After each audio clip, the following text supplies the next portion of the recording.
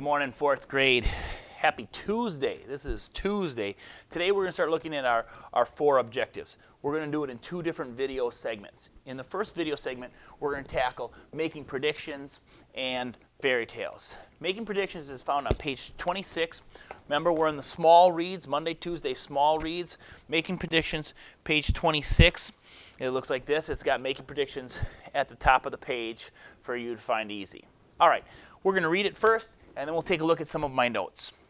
When you read the story, The Dragon Problem, that we read yesterday, you can use text clues and illustrations to predict what will happen next. Predicting is always saying what's going to happen next.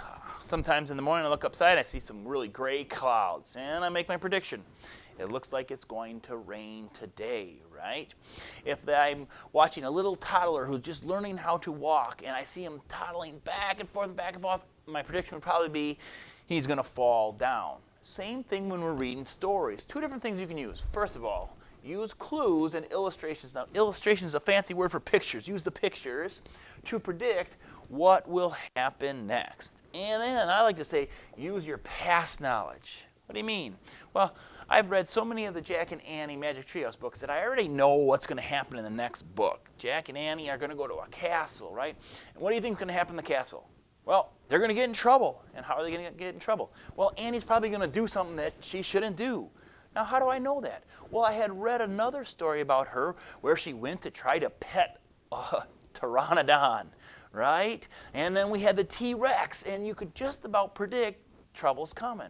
Same thing with the next Jack and Annie story and the next Jack and Annie story, and I can apply that to some of the other stories that I read. So here's a big promotion for you. The more books that you read, the better you will become at making predictions.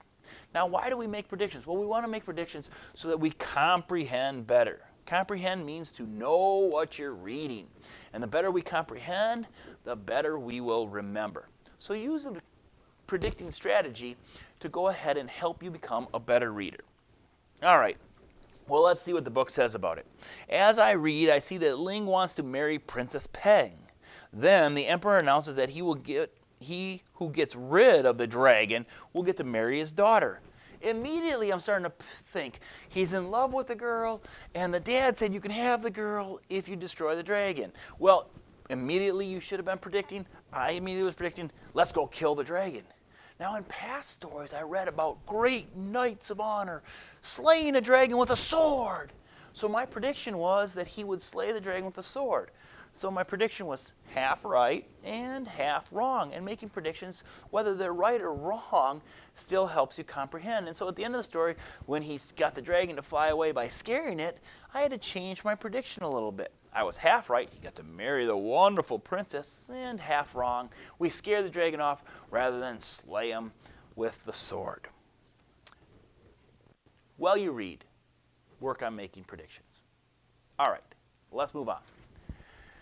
Fairy tales, page 28. So we skipped one in there. We'll come back to it. We're on page 28 now, fairy tales. The Dragon Problem is a fairy tale. And now look at these next 3 bullets. These 3 bullets are going to give you an idea of what a fairy tale is. Number 1, they have main characters who must complete a difficult task or a journey. Difficult task or a journey. Bullet point number 2, what makes a fairy tale a fairy tale? Usually contains imaginary creatures. I looked all the way on the way to school today for all sorts of dragons flying all over the place, breathing fire, eating water buffalo, and catching little humans for supper, and I never found any. In other words, dragons are the imaginary creatures in our story. So when you come across an imaginary creature like a dragon, well, you know that this is probably a fairy tale. And then the last one includes illustrations. Remember, that's our fancy word for pictures. Includes illustrations and, well, has a happy ending. Remember how our story ended. And together, they lived happily ever after. That's usually a good indication that it's a fairy tale. Check out the illustrations. The illustrations can help us too. Wow, I didn't even have to read it. I could see them holding hands, and they're both looking happy, and she looks like a princess, and he was the guy that made the little dragon characters. Boy, the illustration tells me all about what's going on there. Fairy tales have illustrations. All right, we're going to put that fairy tale knowledge to work now. Keep your book with you. We're still on page 28. Let's move over here and take a look at one of our assignments for today. In your packet for Tuesday, you should have 2 reading assignments. One of ball. Now we have an illustration, so that's going to help me. And of course, it looks like a fairy godmother. And it looks like she's going to make the pumpkin, I don't know, maybe if you've seen Cinderella, what she's going to make the pumpkin into. But let's read about it, and then we'll answer our questions. Read it with me. Use your pointy fingers. Before the ball, I waved my wand. Light flashed, and in a puff of smoke, the pumpkin transformed into a beautiful horse and carriage. I turned to Cinderella, there she is, and I smiled. Not bad. What do you think? I asked. It's perfect, Cinderella shouted. How can I ever repay for all that you have done? You can get into that carriage and get to the ball on time, I said, and sent her away. Finally, Cinderella was off to the ball. My work was done. It never tells you who she is, but you probably got a good idea. That's the fairy godmother. And that's our imaginary characters, because I don't know about you, but I don't have any fairy godmother who can change things into brand new, beautiful carriages for me.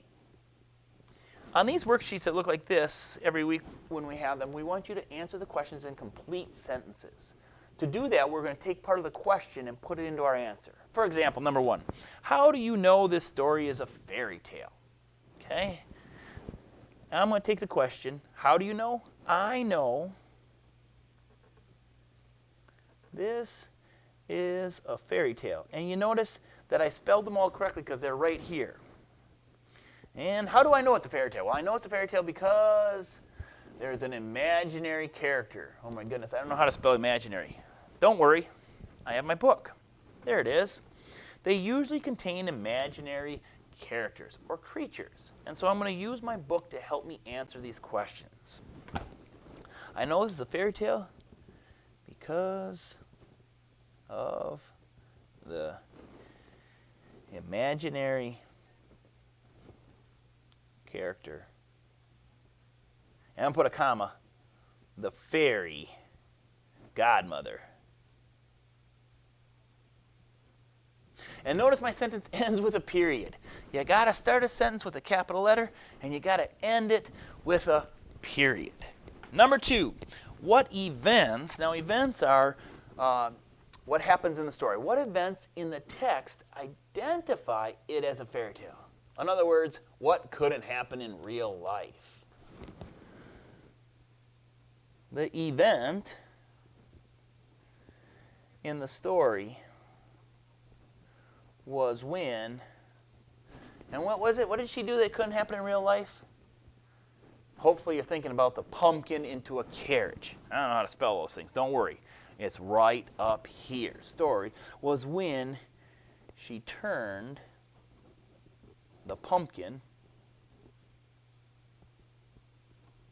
into a carriage. End it with a period, start it with a capital letter, and don't forget to make it a complete sentence. All right. What task does the main character have to complete, and how does she complete it? Notice there's 2 questions there, so I'm going to put 2 numbers here. That way it'll remind me there's 2 questions, 2 answers. What task does the main character have to complete? Now, the main character is the fairy godmother and Cinderella. And so you could have either of those, although I don't know what Cinderella did to complete the task. So I'm going to pick the fairy godmother. What tasks does the fairy godmother have to be? I'm going to start with the fairy godmother. The fairy godmother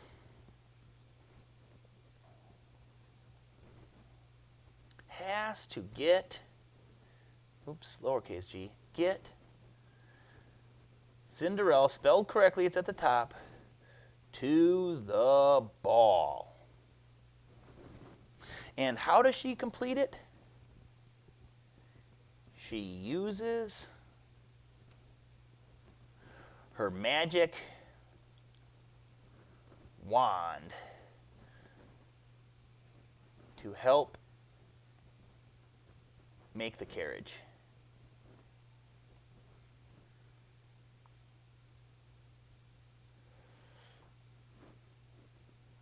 period. 2 questions, 2 answers. All right, well, we're doing A+ work so far, and let's finish number 4. What other text features does Before the Ball include, and how does it show the stories of fairy tale? 2 questions. Now, the only text feature that we see there is this illustration. So in number 1, you should probably say something about the illustration. And in number 2, you should probably show how does that illustration help you. All right, guys. We forgot our name again. So let's get our name on the top of that page. And when you've completed number 4, you're done. And check it off your to-do list, and then put it back in your packet. God bless your day.